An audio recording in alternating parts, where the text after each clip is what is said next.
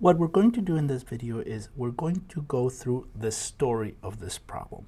So you should have read the problem already, and we're just going to make a drawing and make sure that we understand what's happening and how many mini stories there are in this problem. So I've gone ahead and just drawn my drawing ahead of time because there's a lot to draw. And so we're just going to go over the story slowly, okay? So the story starts that we've got a small block. We throw it with some initial speed v0 towards a larger block that is attached to a spring, and on the other end of the spring there's a wall. So this thing is going to slide, and we're throwing it fast enough that this thing is going to slide and it's going to crash into the big block. And so the first part of the problem is we throw this guy with some initial speed v0, and it's just about to crash with the big block. And so that's the first part of the story. So from 1 to 2, that's one story. This is the beginning of the story. This is the end of the story.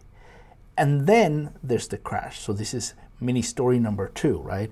You've got this object that is coming with some final velocity vf, and it crashes into the big block. And now the two blocks are stuck together. They're basically one block of mass big M plus little m. And the velocity of that big block, or of these two blocks together, is going to be some velocity u. So going from 2 to 3, that's another mini story that we're going to have to deal with.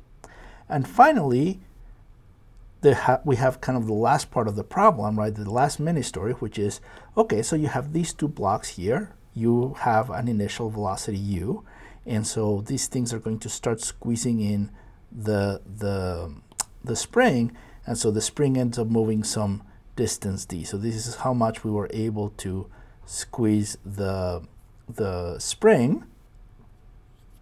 And so there you go. We want to find out what's the total distance that the spring was compressed. So what is d? So from 3 to 4, that it's another story. So what we have here is we really have 3 stories that we have to figure out. First, we have to figure out how to go from 1 to 2, then from 2 to 3, and then from 3 to 4. So that's what we're going to do over the next couple of videos.